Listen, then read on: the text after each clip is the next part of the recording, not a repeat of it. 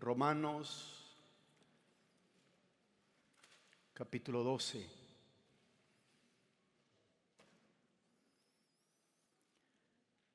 He anhelado y deseado tanto este momento, poder estar compartiendo la palabra con ustedes. Amén.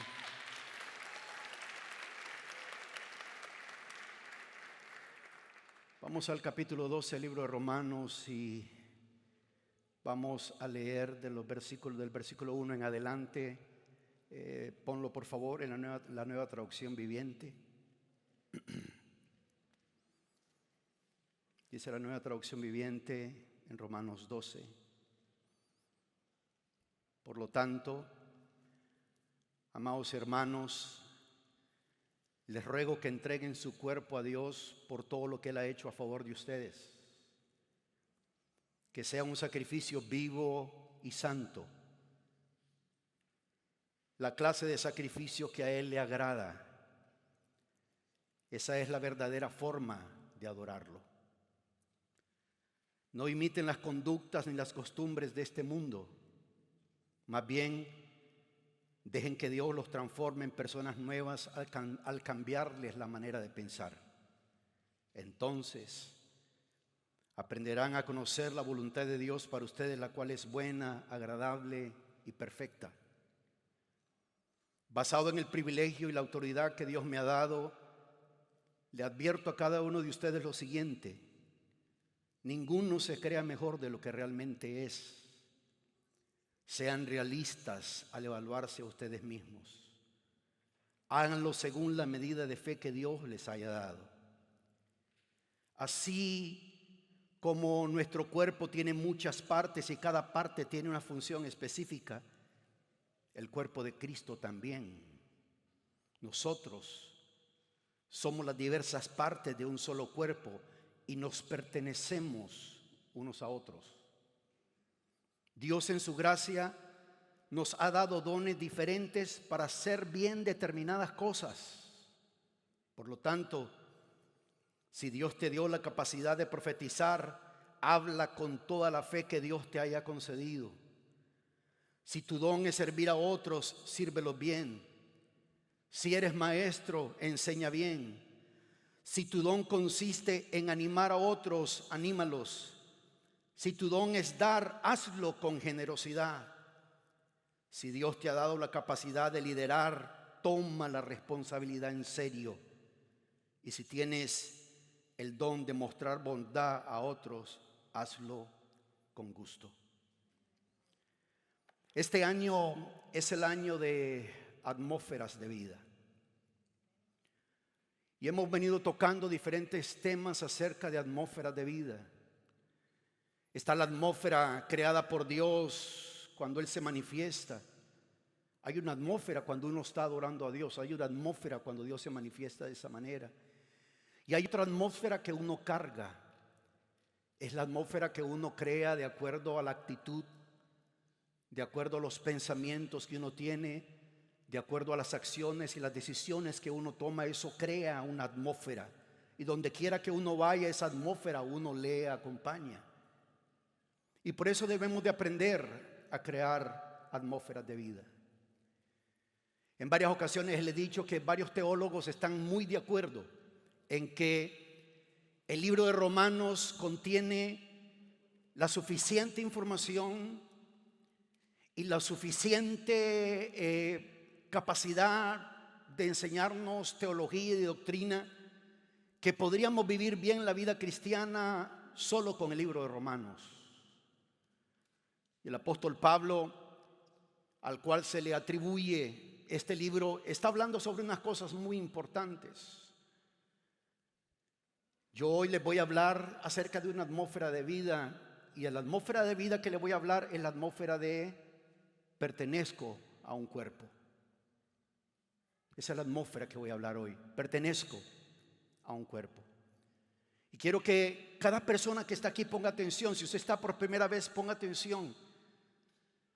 Porque esta enseñanza va a marcar la diferencia entre los conceptos religiosos que uno tiene de lo que es iglesia, o de lo que es religión, o de lo que es Dios.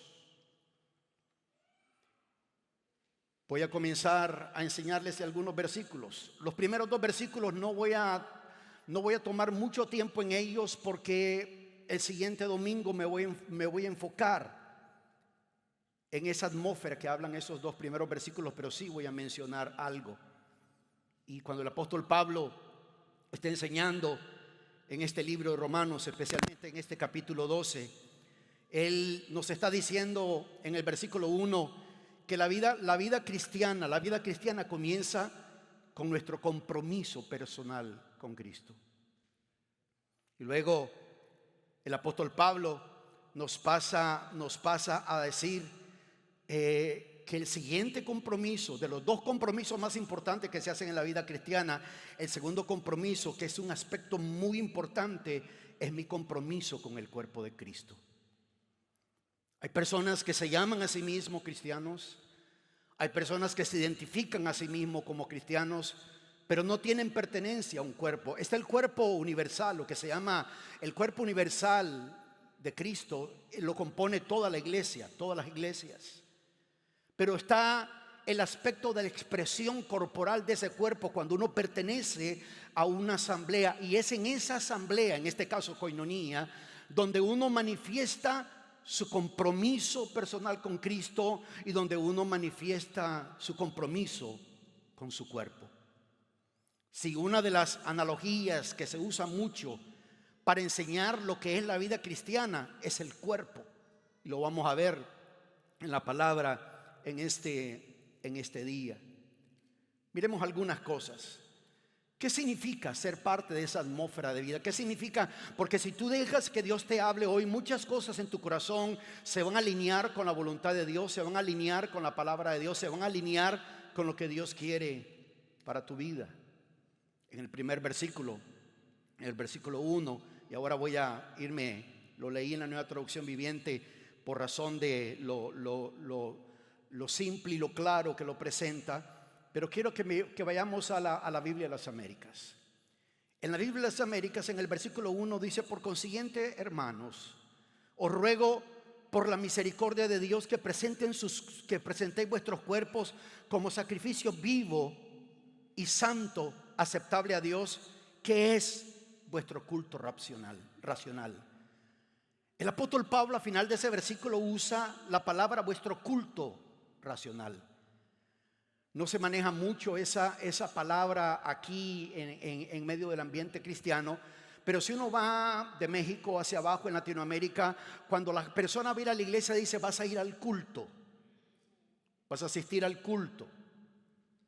Pero el apóstol está diciendo aquí que pertenecer al cuerpo de Cristo, pertenecer a esa expresión corporal del cuerpo de Cristo, es donde yo dedico mi cuerpo. Mira que Dios no está diciendo: dedícame tu tiempo, dedícame tus habilidades, dedícame tu talento. Él dice, el apóstol está hablando y está diciendo: por la misericordia de Dios, dice, os ruego. Él está rogando, os ruego, es un ruego. Os ruego que por la misericordia de Dios que presentéis vuestro cuerpo, tu cuerpo, mi cuerpo. Ese es el sacrificio vivo a Dios. Ese es el sacrificio santo. Ese es el sacrificio aceptable a Dios. Y dice que ese es el culto racional. En otras palabras, ese es el culto que hace sentido. Toma nota, no voy a hablar mucho de esto porque voy a hablar más a fondo el próximo domingo. Pero mira que no dice: no dediquen su tiempo. No está diciendo: dedícame tu alma, dedícame tu tiempo. Está diciendo: dedícame tu cuerpo. Ofréceme tu cuerpo. Si entendemos la relevancia de eso, si entendemos lo que significa dedicarle a Dios el cuerpo como un sacrificio vivo, santo, aceptable a Dios. Cuando uno dedica el cuerpo al Señor, lo que uno le está diciendo es: estas manos son tuyas, Señor. Estos oídos son tuyos. Estas piernas son tuyas. Estos ojos son tuyos. Esta mente es tuya. Este cuerpo es tuyo. ¿Qué quieres hacer, Señor, con este cuerpo que te pertenece a ti? porque te lo he dedicado, te lo he dado, te lo he ofrecido. Cuando Dios es dueño de tu cuerpo, Dios es dueño de tu vida también. Y esa es la gran diferencia. Y muchas personas no comprenden eso. Hay muchos creyentes, muchas personas que hoy en el tiempo en que vivimos, uno puede entrar al internet y escuchar cuánta predicación quiere, escuchar cuánta enseñanza quiere, escuchar cuánta cosa uno quiera, pero uno marcará la diferencia en el lugar donde Dios le ha puesto a uno, cuando uno entiende que Dios está diciendo: dedícame tu cuerpo, dame tu cuerpo. Porque si le damos el cuerpo a Dios, ya no nos queda nada a nosotros de reclamar, porque le hemos dado el cuerpo a Él, se lo hemos ofrecido a Él, se lo hemos dedicado a Él. Debo dedicar mi cuerpo al Señor. Otro versículo muy importante, el versículo 2, dice: y no os adaptéis a este mundo, sino transformaos mediante la renovación de vuestra mente, para que verifiquéis cuál es la voluntad de Dios, lo que es bueno, aceptable y perfecto. Cuando el apóstol está diciendo: y no os adaptéis a este mundo, sino transformaos mediante la renovación de vuestra mente, nuevamente voy a ampliar más esto, pero aquí lo que está diciendo es, el apóstol está diciendo: si tú quieres ser parte, si tú quieres ser esa expresión de mi cuerpo, tienes que aprender a eliminar las distracciones existentes. Después, permítanme explicar esto, y necesito mostrarles algo muy importante. Cuando terminó todo el tiempo de pandemia, una frase que se usaba es: vamos a regresar a la normalidad. Y ya la gente dice que bueno, ¿verdad? Que ya estamos en la normalidad. No regresamos a ninguna normalidad. La religión que se ha creado en los Estados Unidos de América, la gente no entiende por qué en los Estados Unidos de América se dan cosas y suceden cosas, porque todo lo que sucede aquí repercute en el mundo, repercute en la sociedad, repercute en la cultura, se da a otras naciones. Es ridículo ver México, Centroamérica, Latinoamérica, por ejemplo, celebrando el Halloween. ¿De dónde se exportó eso? De Estados Unidos. ¿Cuándo en Nicaragua celebraba Halloween? ¿Cuándo? Cosas que se exportan. Las religiones que se han creado en este momento, las religiones de más rápido crecimiento en este momento en los Estados Unidos son 3. 2 de ellas muy fuertes, una de ellas está avanzando mucho. La primera religión que se ha avanzado mucho, porque él está diciendo que nosotros debemos dice: y no os adaptéis a este mundo, dice: no se adapten a este mundo. Y la religión que ha avanzado bastante es la religión del transgenderismo. Transgenderism. It has become a religion. Se ha convertido en una religión. Y se ataca todo lo que es cristiano. Todo lo que tiene que ver con cristianismo es atacado. Otra religión que está avanzando fuertemente es la religión del movimiento de la izquierda, justicia social, social justice, en la cual algunos cristianos están involucrados y no saben lo que están haciendo. Y hay otra religión también que se ha dado fuertemente. Esta religión de la justicia social, entre jóvenes entre 18 a 25 años son los que componen la mayor parte de ese movimiento. Estudios y estadísticas muestran que los Estados Unidos de América se está convirtiendo en una nación atea, en una nación que no cree en el Dios, en una nación que no cree en los principios judeo-cristianos, porque esta nación fue fundada bajo principios judeo-cristianos. judeo-cristiano, y se está convirtiendo cada quien en su propio Dios, cada quien creando su propia religión. Y la gente dice: qué bueno, regresamos a la normalidad. No hay ninguna normalidad. Y también está el movimiento Green Movement o el ambientalismo. Ayer se celebró Earth Day. El ambientalismo se ha convertido en una religión. Recuerdo cuando muchos años atrás uno de los, ¿cómo se llamaba? Este vicepresidente que salió él primero con el calentamiento global. ¿Quién era? Era Al Gore, ¿verdad? Él salió con el calentamiento global, y recuerdo que en ese momento hubo una parte donde decían que una de las razones grandes de la contaminación en la tierra eran las vacas. Porque las vacas, cuando erutan, su eruto es bien contaminante.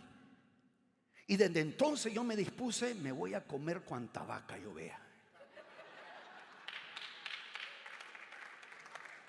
Pero en ese documental, que es un documental viejo, él dijo ahí, y supuestamente con prueba científica, porque en el tiempo de pandemia nos decían follow the science.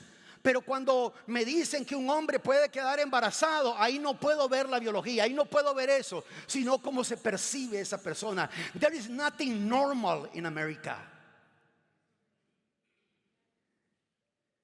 Hay una invasión espiritual demoníaca en esta nación.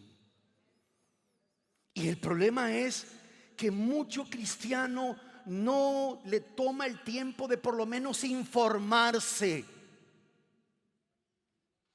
Are we doing great as a nation? No. Somos el ridículo.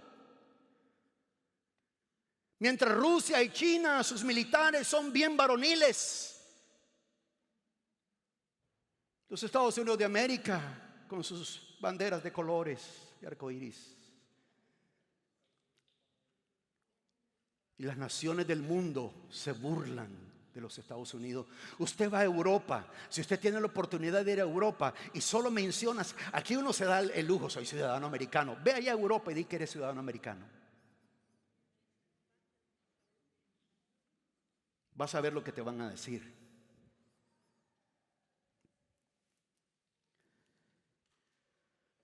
Hay una gran diferencia, y ustedes dirán: ¿por qué el pastor vino bien político? No.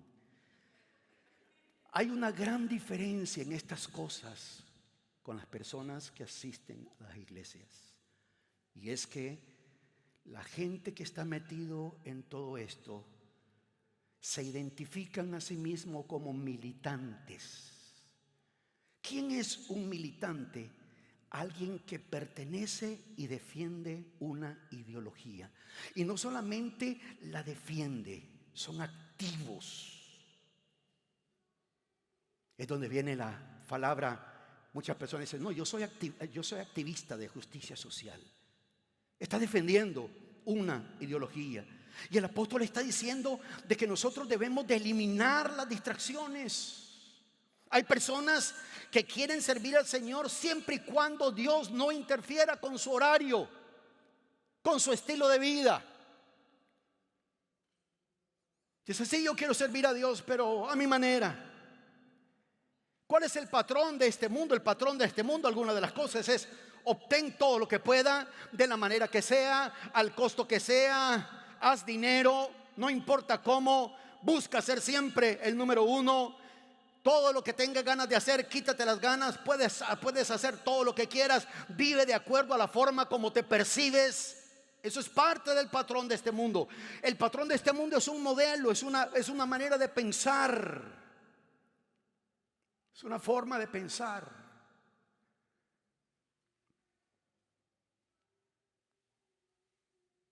Agustín Laje, un politólogo argentino que les recomiendo que lo escuchen y lo busquen en el internet. Él tiene 2 libros muy buenos: La Revolución Cultural, y otro libro que se llama Generación Idiota, que es su último libro. Y aunque se oye el tema así bien duro, él explica de dónde viene la palabra idiota del griego, qué es lo que significa. Y él dice que se ha hecho tanto daño a la sociedad, que va a requerir de generaciones, de gente comprometida, de gente radical, para poder cambiar las situaciones en la sociedad y en el mundo. ¿Por qué la iglesia es atacada? ¿Por qué la familia es atacada? Porque cuando se derrumba la familia y se derrumba la iglesia, se derrumban los valores. Y cuando no hay valores, no hay dirección, no hay lineamientos, no hay límites. Y cada quien comienza a hacer lo que le da la regalada gana. La gente dice: serviré al Señor cuando sea conveniente. Mateo 6:33 dice: buscad primeramente el reino de Dios y su justicia, y todo lo demás os vendrá por añadidura. Ahora paso al versículo 3. Den un aplauso fuerte al Señor.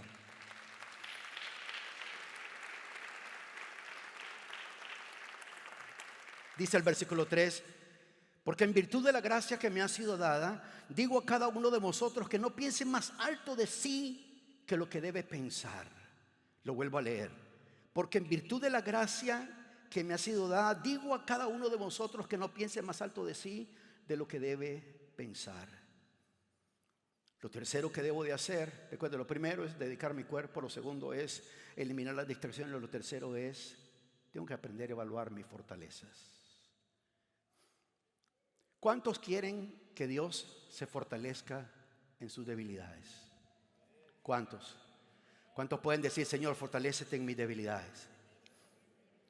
¿Sabías tú que para que Dios se fortalezca en tu debilidad, tienes que haber reconocido cuál es tu debilidad?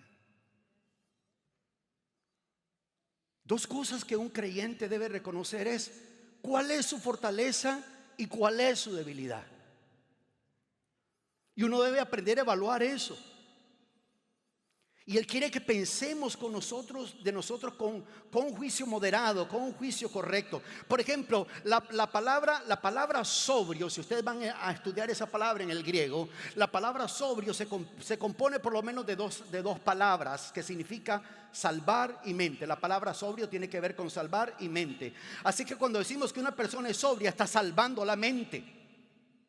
Y uno tiene que aprender a hacer evaluaciones realistas de uno mismo. ¿Cuáles son mis fortalezas? Cuando yo comencé a caminar en mi vida cristiana, yo serví en la iglesia en todo. Yo fui ujier, yo fui diácono, yo fui ¿cómo le llaman a los que en la iglesia bautista, los que están en las finanzas? Síndico. Fui vicepresidente de diáconos. Fui maestro de escuela dominical. Fui parte del coro juvenil. Fui parte del coro adulto. Hasta comencé a ser parte de un ministerio musical donde eran 3 mujeres y un hombre. Yo era el único hombre. Pero me di cuenta que cantar no era lo mío. Y aunque hay gente que me decía: no, hermano Armando, dele. Pero yo me oía y digo: no, eso no es lo mío. Y me fui dando cuenta que lo fuerte mío era la comunicación, era el predicar, el enseñar. Cuando comenzamos a tener clases de escuela dominical, había problemas en la iglesia bautista, problemas en el sentido de que recuerdo que yo conjuntamente con Ricardo Hernández éramos los dos que damos una clase, y la gente de las otras clases comenzaba a irse a nuestra clase. Hasta que llegaron a decir: no puede la gente venirse, solo este número pueden estar aquí. Porque la gente quería escuchar, querían recibir palabra. Uno tiene que aprender a saber cuál es lo fuerte de uno, en qué cosas soy bueno, en qué cosas no soy bueno. ¿Por qué hablo de esto? Porque tú tienes una función dentro del cuerpo de Cristo.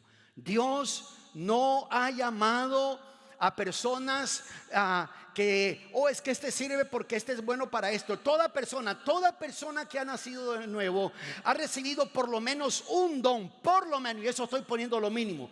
Toda persona que ha nacido de nuevo por lo menos ha recibido un don. Algunos dicen que la lista de los dones es de 17 a 19, y toda persona que ha nacido de nuevo ha recibido por lo menos un don.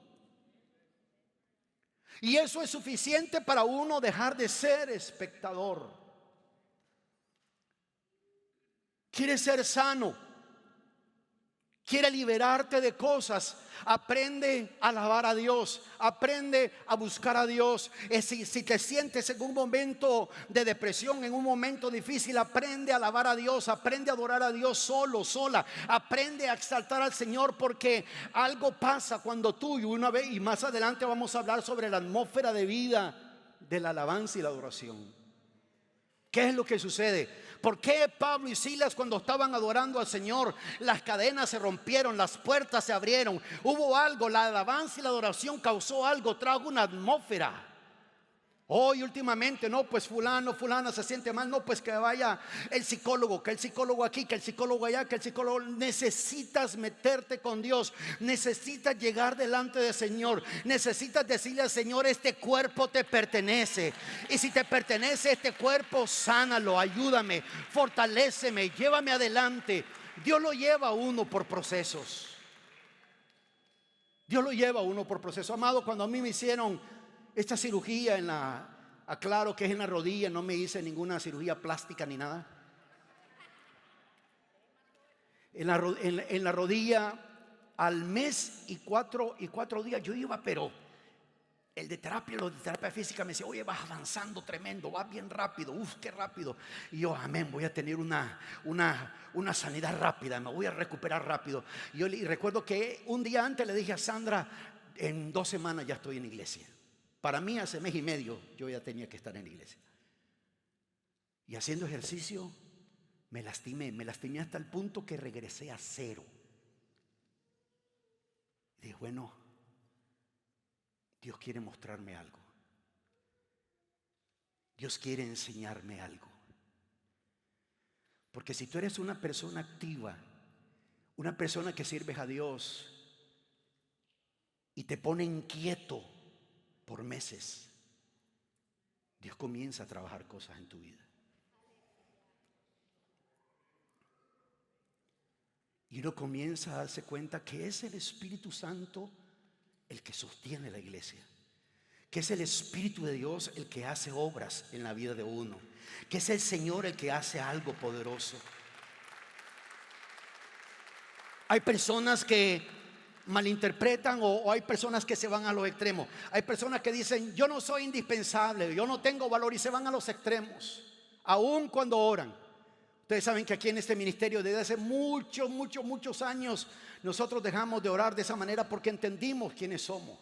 No oramos: soy llaga podrida, soy nada, Señor, no soy nada, no sirvo para nada, Señor. No, hay gente que está orando delante de Dios: no valgo para nada, no sirvo para nada, no valgo. Es que si tú no me hubieras tocado, Señor, yo no valgo nada. Vales mucho, vales mucho, vales tanto que si no valieras, Jesús no hubiera derramado su sangre por ti en la cruz del Calvario. Jesús no hubiera muerto por ti en la cruz del Calvario. Jesús no murió en la cruz del Calvario por basura. Murió por gente que ama con todo su corazón y que Él le da valor a la persona.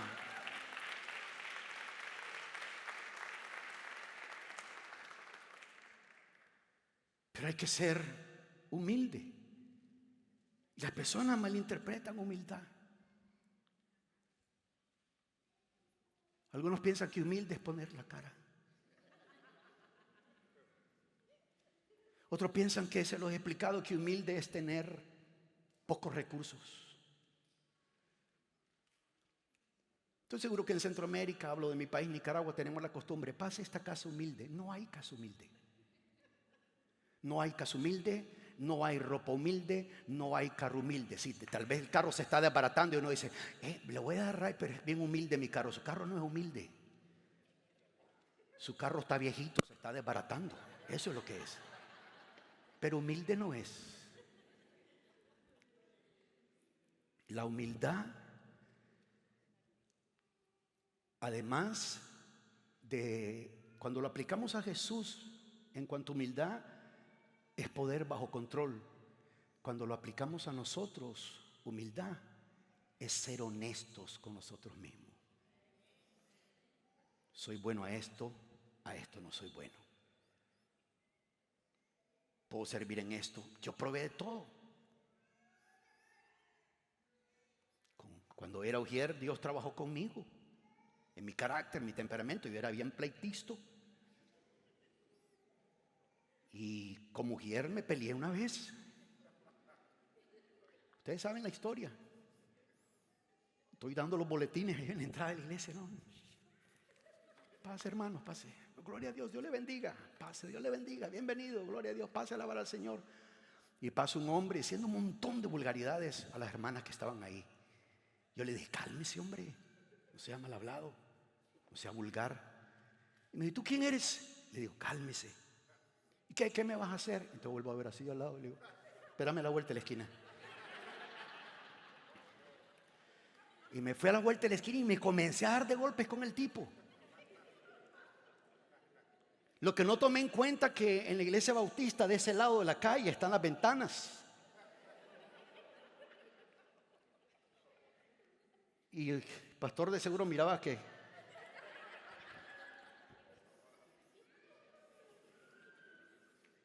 y Dios comenzó a tratar conmigo. La segunda vez que me peleé fue yendo a discipular. Estoy entrando a un edificio de apartamento y dar unas clases de discipulado.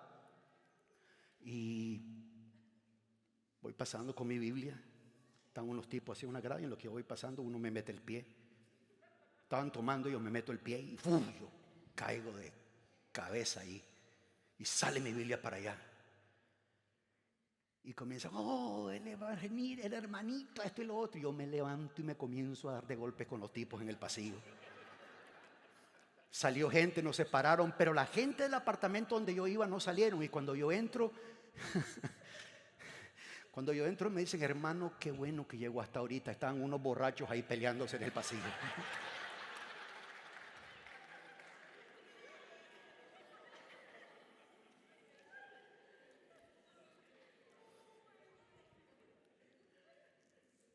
Y aprendí, no, las cosas no se arreglan así. Con enojo, con ira, con resentimiento. Y si uno quiere que Dios se fortalezca en la debilidad de uno, uno tiene que saber cuál es la debilidad de uno. Tal vez la debilidad tuya es el enojo, o la inmoralidad, o el hablar demasiado, o el orgullo, o la mentira.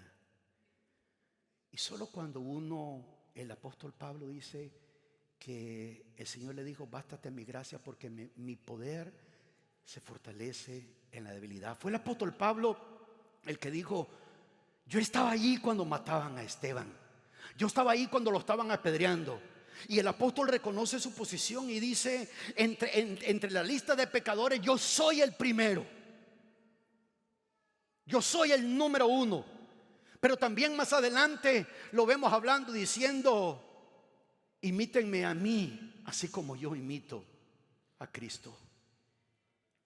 Uno tiene que aprender a evaluar las fortalezas de uno.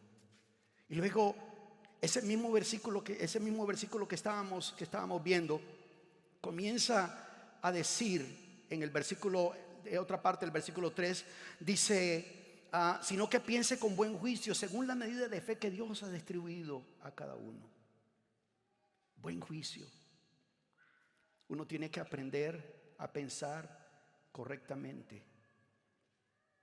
Dios le ha dado a uno una medida de fe. Cada creyente recibió una medida de fe. No hay creyente que no haya recibido fe. Todos cuando nacimos recibimos la misma medida de fe. Todos. Pero unos la ejercitan, otros no. Amén. Número 4.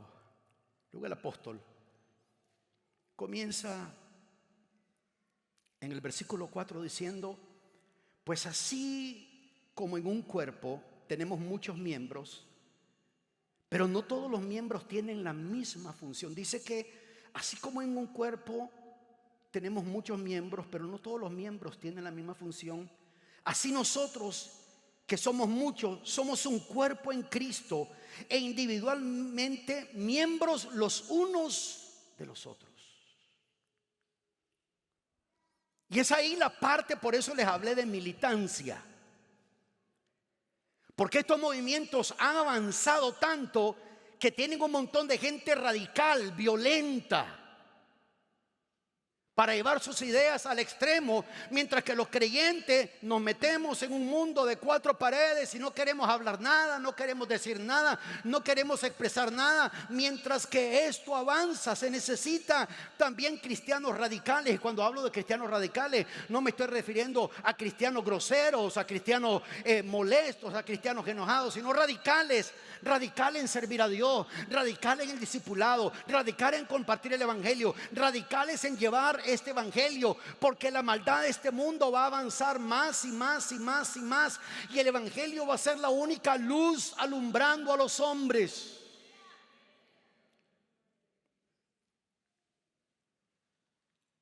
En Primera de Corintios, vamos a regresar a Romanos, pero necesito leerles estos pasajes. Primera de Corintios, en el capítulo 12, versículo 12 en adelante. Ponlo por favor en pantalla. 1 Corintios 12, 12. Porque así como el cuerpo es uno y tiene muchos miembros, pero todos los miembros del cuerpo, aunque son muchos, constituyen un solo cuerpo, así también es Cristo. ¿Cuántos aquí son de Cristo? Entonces, si tú eres de Cristo, tú perteneces a un cuerpo. Si tú has nacido de nuevo, tú perteneces a un cuerpo. No hay llaneros solitarios.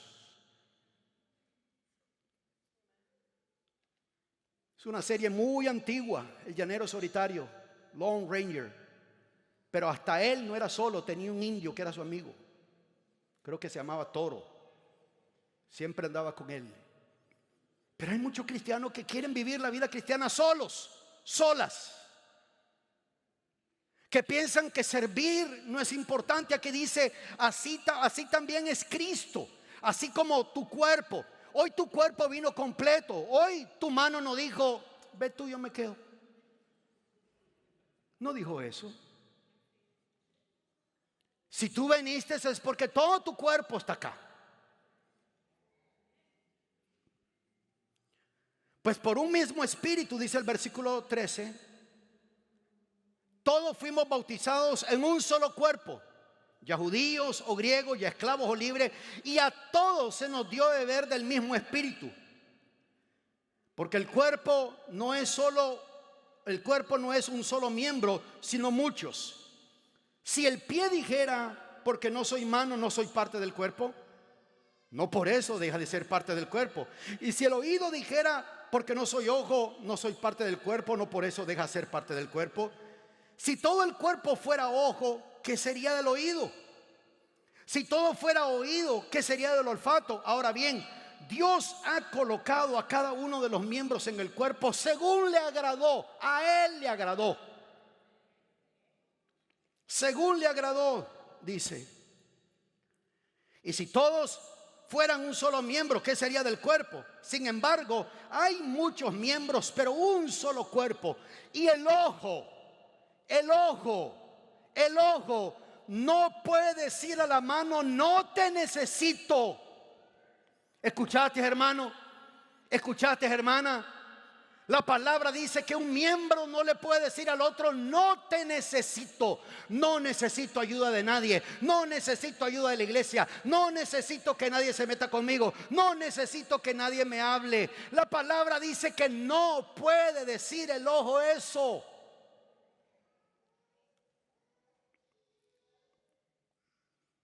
No te necesito.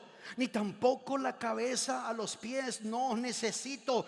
Por el contrario, la verdad es que los miembros del cuerpo que parecen ser los más débiles son los más necesarios, y las partes del cuerpo que estimamos menos honrosas, a estas las vestimos con más honra, de manera que las partes que consideramos más íntimas reciben un trato más honroso.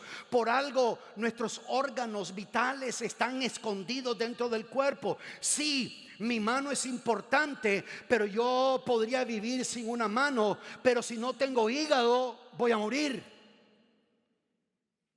Aunque no se ve, pero está ahí en el cuerpo. Y es importante. Y dice en el versículo 24, ya que nuestras partes presentables no lo necesitan, mas así formó Dios el cuerpo, dando mayor honra a la parte que carecía de ella, a fin de que en el cuerpo no haya división, sino que los miembros tengan el mismo cuidado unos por otros. Y si un miembro sufre, todos los miembros sufren con él. Y si un miembro es honrado, todos los miembros se regocijan con él. Ahora bien, vosotros sois el cuerpo de Cristo y cada uno individualmente un miembro de él.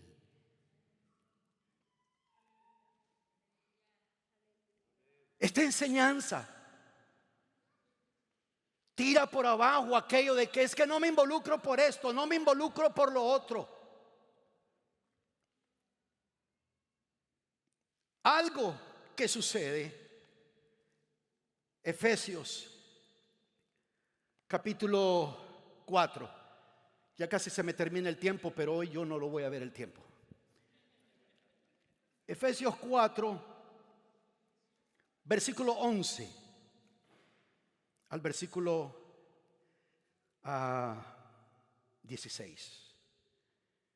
Y él dio a algunos el ser apóstoles, a otros profetas, a otros evangelistas, a otros pastores y maestros, a fin, la razón por la cual existen esos dones ministeriales, a fin de capacitar a los santos. A fin de capacitar a los santos, ¿para qué? Para la obra del ministerio. No es para que ese santo, esa santa se esté llenando de información. Hay gente que tienen tanta información y tanto conocimiento bíblico y han ganado tanto peso espiritual porque saben tanto de Biblia que hay que sacarlos rodando de tanto que saben, pero no se involucran, no participan, no trabajan absolutamente en nada. El apóstol dice que esos ministerios fueron dados para capacitar a los santos, para la obra del ministerio, para la edificación del cuerpo de Cristo, hasta que todos lleguemos a la unidad de la fe y del conocimiento pleno del Hijo de Dios, a la condición de un hombre maduro, a la medida de la estatura de la plenitud de Cristo, para que ya no seamos niños. Hay mucho infantilismo en la iglesia cristiana.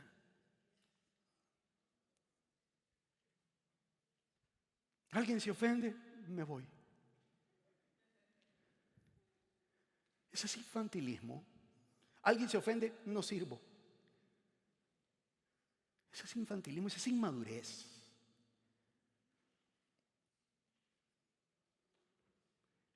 Esa es una persona resentida en su más alta expresión.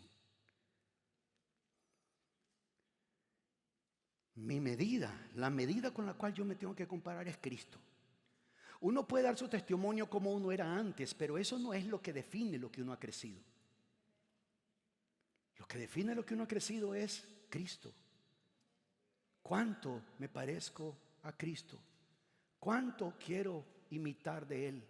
¿Cuánto quiero hacer de lo que Él me ha dicho que haga? Dice, para que ya no seamos niños, versículo 14, sacudidos por las olas y llevados de aquí por allá, por todo viento de doctrina, por la astucia de los hombres, por las artimañas engañosas del error, sino que hablando la verdad en amor, crezcamos en todos los aspectos en aquel que es la cabeza, es decir, Cristo, de quien todo el cuerpo, diga conmigo, todo el cuerpo, dice, de quien todo el cuerpo, estando bien ajustado y unido por la cohesión que las coyunturas proveen, conforme al funcionamiento adecuado de cada miembro, produce el crecimiento del cuerpo para su propia edificación en amor. ¿Qué es lo que hace crecer un ministerio? ¿Qué es lo que hace crecer una iglesia? Esto que le estoy hablando. Cuando una persona, cuando un hombre, una mujer, una persona que cree en Dios entiende que pertenece al cuerpo, que es parte del cuerpo y que tiene que ser una persona activa, dice que es el funcionamiento adecuado de cada miembro. Hay algo que sucede cuando un miembro del cuerpo deja de funcionar correctamente, o está lastimado o está afectado, y es que otras partes del cuerpo comienzan a ser afectadas. Otras áreas del cuerpo comienzan a sobrecargarse. Por ejemplo, cuando yo tenía el problema, esta condición en la rodilla derecha, mi rodilla izquierda se me comenzaba a inflamar. Yo decía, pero ¿por qué se me inflama la rodilla izquierda? No me he golpeado, no he hecho nada de esto y lo otro. Y el doctor me explicó algo y me dijo, inconscientemente, tú no te das cuenta, pero tu cerebro, que es el que sabe qué es todo lo que está pasando en tu cuerpo, sabe que esa rodilla está lastimada, que esa rodilla está afectada, y tú, sin darte cuenta, cuando caminas, tu cuerpo tiende a inclinarse más hacia la izquierda. No es que caminaba así, pero se inclina más hacia la izquierda, de tal manera que una rodilla comienza a soportar más el peso del cuerpo cuando deberían de ser dos. Hay personas que dicen, yo no me meto en nada en la iglesia. Y cuando tú no estás funcionando correctamente, estás cargando a otros miembros del cuerpo. Estás haciendo que otras partes del cuerpo se sobrecarguen. Más trabajo para otros, más afectados para otros. Uno comienza a tener un problema en algún órgano del cuerpo y comienza a afectarse otras cosas. Es el funcionamiento adecuado. Amén. Regresemos ahí donde estábamos, en Romanos 12. Le leí esos versículos, sé que eran bastantes versículos, pero se los leí para que entendamos de que ningún cristiano es independiente. Ningún cristiano. Que alguien quiera vivir su vida cristiana independiente es otra cosa, pero bíblicamente hablando, ningún cristiano es independiente. Todos los cristianos somos interdependientes. Yo no puedo decir no te necesito. Tú no puedes decir no me necesitas, porque nos necesitamos los unos a los otros. Y el apóstol, cuando usa esta analogía, escribiendo en Romanos, escribiendo a los Corintios, escribiendo a los Efesios, nos está diciendo que la iglesia es un cuerpo, que a la iglesia se le llama el cuerpo de Cristo. ¿Y qué aprendemos? ¿Qué aprendemos de eso? Rápidamente se lo digo. Aprendemos varias cosas. Uno de ellos es de que cada creyente es un ministro. Cada creyente debería estar llevando a cabo una función.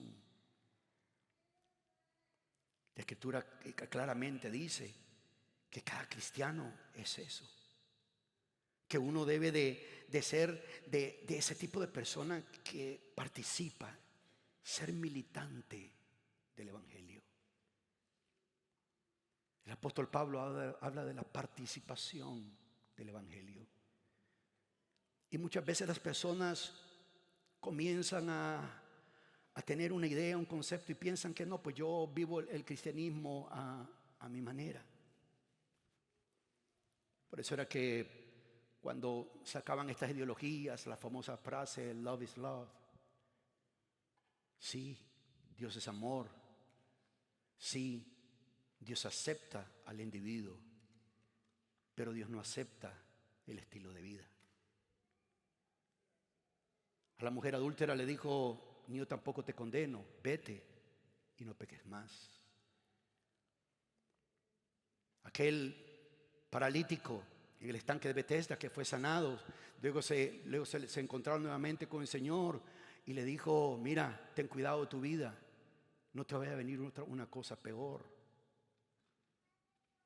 El joven rico que tenía muchos recursos, muy religioso, sabía todo, había aplicado la ley, sabía la ley de la A a la Z, ningún error, ninguna situación, pero Dios, que lo conoce mejor a uno que nadie, le dijo, una cosa te falta, sí, estás bien, estoy escuchando tu idea, estoy escuchando tu opinión, sí, estás bien, tienes esto, tienes lo otro, tienes aquello, cumples con esto, cumples con lo otro, haces todas las cosas, pero una cosa te falta. Y le dijo, y el Señor, era para revelar el corazón de esta persona, le dijo, ve vende todo lo que tienes, repártelo a los pobres y sígueme.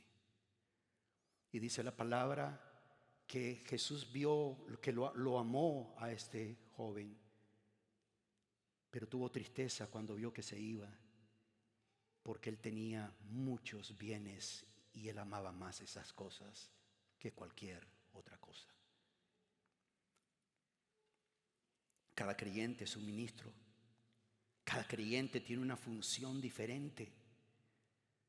No hay peor cosa que estar en el talento que uno no tiene.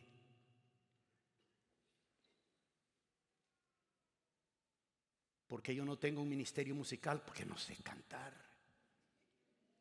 Si cuando he cantado aquí yo le pido al Espíritu Santo, por favor, Espíritu Santo,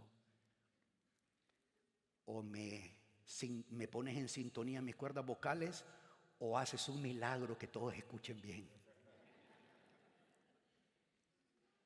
Pero entendí lo mío: liderazgo, enseñanza, predicación. A mí nadie me anduvo diciendo vaya a evangelizar. Pregúntale a mi esposa. Una de las primeras cosas que yo me compré fue un megáfono. Yo ni pensaba ser pastor. Era miembro de la iglesia. Participábamos con Sandra, fuimos muy involucrados en el evangelismo y el discipulado, y tuvimos el privilegio de que unos misioneros americanos nos discipularon y crearon en nosotros eso.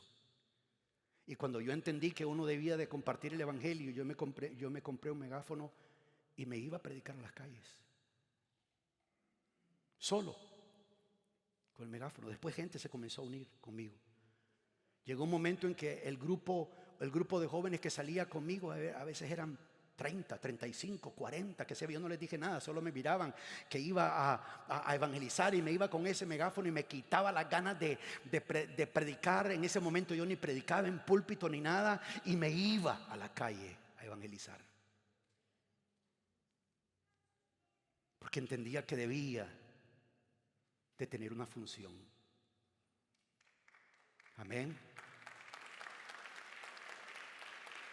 Algo bien interesante en el cuerpo de Cristo es de que cada persona es importante. Todos somos interdependientes. No podemos decir no te necesito. No podemos decir eso. No podemos decir no necesito ayuda. Debemos de nosotros entender, y lo otro es que cada creyente debe de aprender a cooperar. ¿Cómo coopero? Participando. ¿Cómo podemos hacer que este ministerio crezca? Participando. ¿Cómo podemos hacer que este ministerio se levante con mayor poder y mayor gloria? Que ese es el deseo de Dios, cuando cada miembro tiene una función y la lleva a cabo su función, y deja de haber menos espectadores y hay más personas participando. Más personas participando. Amén. Y lo último encontramos en el versículo 6. Aquí en el versículo 6, el apóstol comienza a dar una lista y enumera 7 dones. Corintios da otra lista de dones. El apóstol Pablo con los Efesios menciona los dones ministeriales. El apóstol Pedro menciona también unos dones. Así que puede haber una lista, y no necesariamente vamos a ser dogmáticos en el sentido de que son tantos. No tanto nos vamos a preocupar en llegar a una conclusión de cuántos son. Lo que me debe preocupar es cuáles son los que yo tengo para funcionar, para hacer la obra de Dios, para trabajar en la obra de Dios. Nadie recibe los dones porque hizo algo, un don, es un regalo de Dios. Dios dio ese don a las personas para que uno sirviera para la edificación del cuerpo de Cristo. Ningún don fue dado para beneficio propio, fue dado para el beneficio común. En Centroamérica, muchas veces compartiendo con pastores, vi cómo personas supuestamente con un don profético dividían iglesias. Nunca un don fue dado para servirme a mí mismo. Fue dado para el bien común. Fue dado para edificar. Fue dado para levantar. Fue dado para sanar, para ministrar de una manera correcta, de una manera poderosa. ¿Cuál es la base de los dones espirituales? De acuerdo a ese versículo 6, pero teniendo los dones que difieren según la gracia. La gracia es un regalo dado por Dios a cada uno de nosotros. Esa es la base de los dones espirituales, la gracia. El apóstol Pedro habla de la multiforme gracia de Dios. ¿Cuál es el propósito de los dones? Yo no voy a hablar hoy de los dones en cuanto a enseñar. Prácticamente son dos propósitos. Uno es capacitar y el otro es traer unidad. Si cada uno de los que estamos aquí funcionásemos como Dios desea que funcionemos, no te imaginas las cosas que podríamos hacer. Nos convertiríamos en una amenaza para las tinieblas. En una amenaza. Porque estaríamos compartiendo el evangelio de Jesucristo. Y quiero que sepas, amigo, amiga, si tú estás aquí por primera vez, de que el único mensaje que puede verdaderamente transformar la vida y el corazón de una persona es el evangelio de Jesús. Es el evangelio de Jesús. Y el apóstol comienza a dar, dice, según la gracia que nos ha dado, usémoslo. Si el de profecía está el don de profecía y está el ministerio profético. Yo le he pedido a pastora Sandra y le he dicho, deberíamos de cuando comencemos la escuela de formación, deberías de dar clases de cómo se funciona en lo profético, porque debe uno de ser enseñado. Yo compartí con ella algunas cosas porque estábamos en el momento que estaba leyendo. En su momento les voy a enseñar algo sobre el profeta Balaam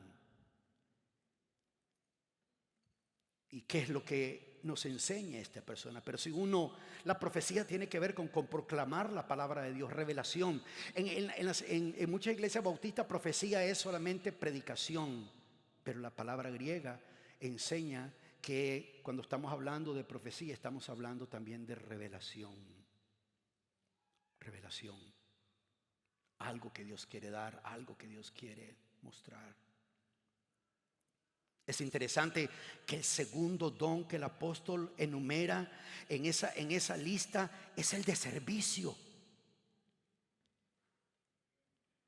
Son pocos, es más, hasta este momento yo no he conocido ni una sola persona que llegue a mí y me diga, pastor, yo tengo el don de servicio. Siempre escucho, no, yo tengo el de profecía, yo tengo el de lenguas, yo tengo el de esto, yo tengo el de maestro, pero nadie tiene el de servicio. Y el apóstol, cuando habla de servicio ahí, está hablando de ministerio, de hacer ministerio. Dice que si el de servicio, en servir; el de enseñanza, en la enseñanza. Yo sé que yo tengo el don de maestro. Si hay algo que yo estoy claro y que nadie a mí me puede decir, no, usted no sabe enseñar. Recuerdo muy bien cuando yo comenzaba a predicar que había personas que se me acercaban a mí y me decían, ¿quién le ha dicho a usted que sabe predicar? ¿Quién le ha dicho a usted que sabe enseñar? ¿Quién le ha dicho a usted que usted sirve para esto? Hubieron personas que me decían, no, usted sálgase de esto, usted no sirve para esto. Habían personas en la iglesia que me decían eso, que yo no servía para eso. Pero gracias a Dios que yo nunca fui una persona resentida, nunca fui una persona que yo me ofendía. Yo comencé a conocer mucha gente ofendida en la iglesia.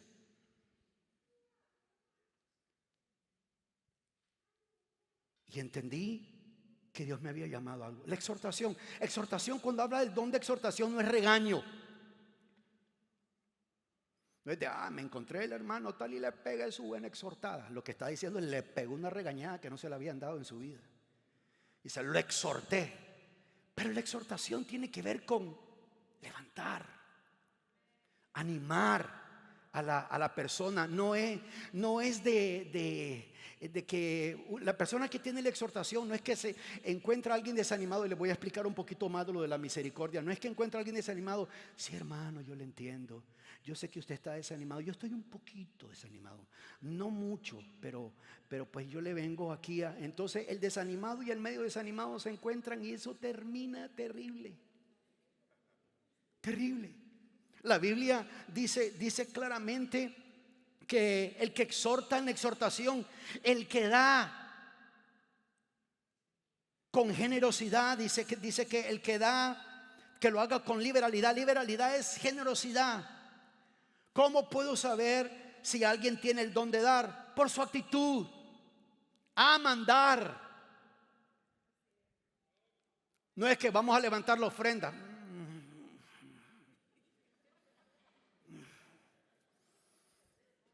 Eso es lo que no me gusta en la iglesia cristiana. Todo bien, todo iba bien. Todo iba bien. Hasta que este pastor habla de dar. No. Lo que pasa es que está caña. El que tiene el dar se alegra. Es más, yo le explicaba a mi esposa y le decía: cuando estemos levantando la ofrenda, en ese momento no quiero que den anuncios, en ese momento no quiero que hagan nada, en ese momento quiero que haya en el piano alguien ministrando al Señor, porque el dar es parte de nuestra adoración a Dios. El dar no es, ya terminó el servicio, vamos a levantar la ofrenda. No, el dar, porque tu ofrenda te identifica, tu ofrenda habla de ti, tu dinero te identifica y demuestra cuánto amor tienes para el cuerpo de Cristo. Amén. Ya casi termino. ¿Tienen un poquito más de paciencia conmigo? Amén, solo 3, pero 3 tienen paciencia, así que lo voy a hacer con los 3. Dice: el que da con liberalidad, el que dirige con diligencia. Ese liderazgo.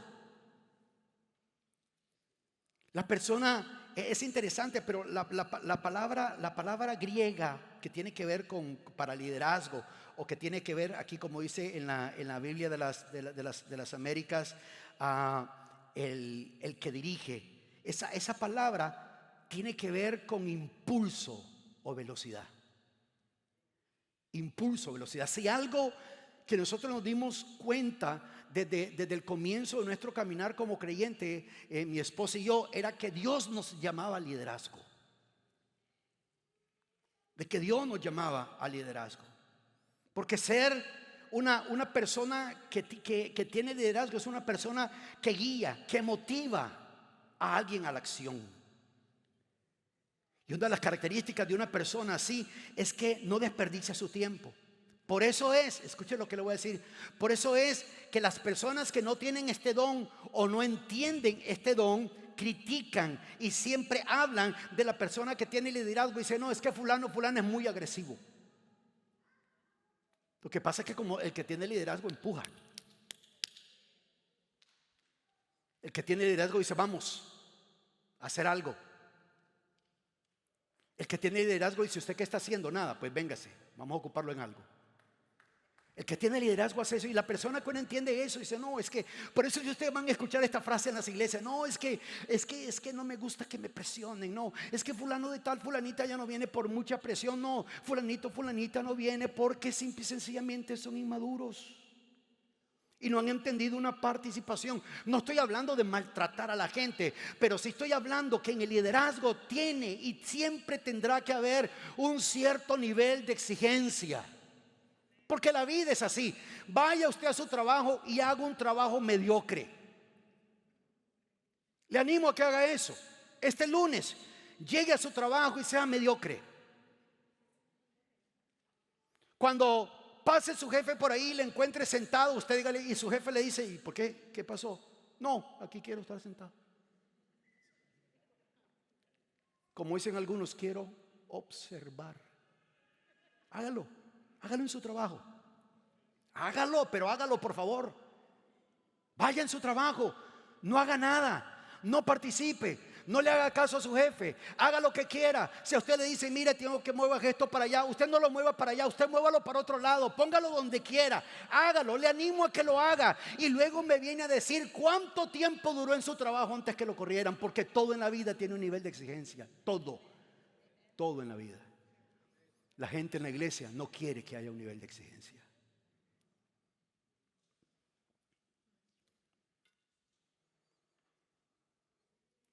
Y que conste, no regresé enojado, regresé muy alegre. Amén.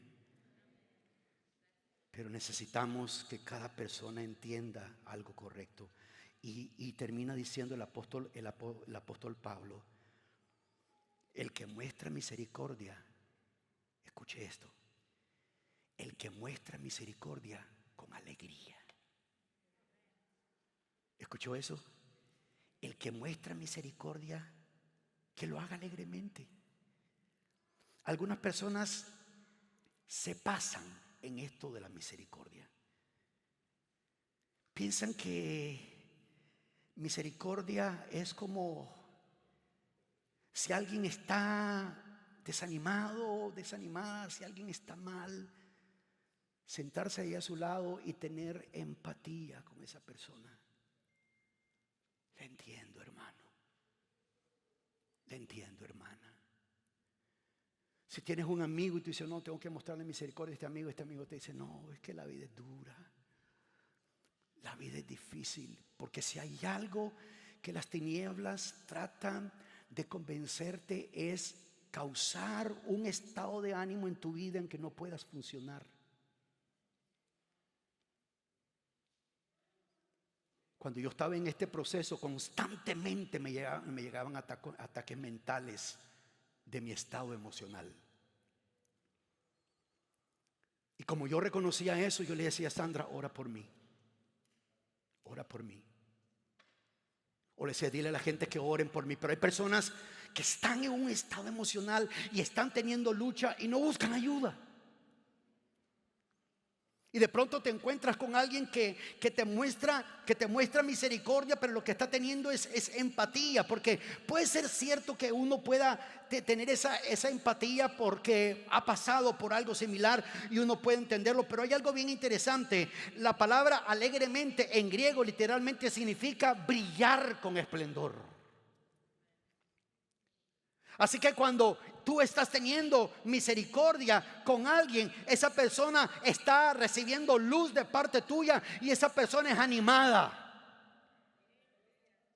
El que tiene el don de misericordia dice que lo haga con alegría, que lo haga alegremente. Y esto es a lo que nos referimos de entender esa atmósfera de mi lugar en el cuerpo de Cristo.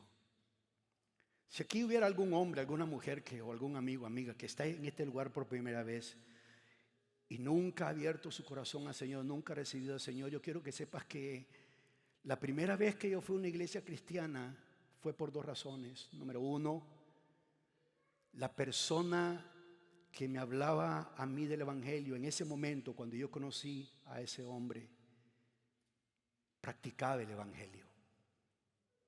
Vivía el evangelio. Y yo miraba algo diferente en su vida. Yo miraba que él era diferente. Y nunca me hablaba religiosamente, pero me decía, mira, Dios puede ayudarte. Dios puede cambiar tu vida. Cuando yo le decía, mira Mario, me está pasando esto y lo otro, Dios puede ayudarte. Dios puede cambiar tu vida. Dios puede transformar tu situación. Dios te puede ayudar. Solo necesitas ir. Y recuerdo la primera vez que yo escuché, hay campaña evangelística. Ustedes saben, en los que son de Nicaragua, cuando se hablaba de campaña en el contexto de la guerrilla y todo eso, eran balazos. Se dio una campaña por tal lado, fue que se dieron de balazos y todo eso, desde el contexto donde yo venía. Pero me dijeron, te invito a que vayas. Y como Mario me había ayudado tanto, yo me sentía súper comprometido. Y fui, y ustedes han escuchado la historia, a hacerle el favor a Mario. Recuerdo que le dije a Sandra, ya regreso. Y Sandra, porque Sandra aceptó al Señor como a los 6, 7 meses después que yo. Y Sandra me dice, ¿a dónde vas? A la iglesia. A la iglesia, me dice. Sí, a la iglesia evangélica. Y le digo, sí. Y Sandra me dijo, ahora sí que ahora sí ya estás mal de la cabeza. Porque había probado yo de todo. Y como toda buena visita en ese momento, yo no quería sentarme adelante. Me senté hasta atrás.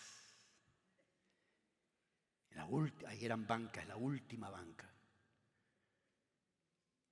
Inmediatamente sabía que la puerta estaba ahí. Dije, si la cosa se pone rara, me salgo por ahí.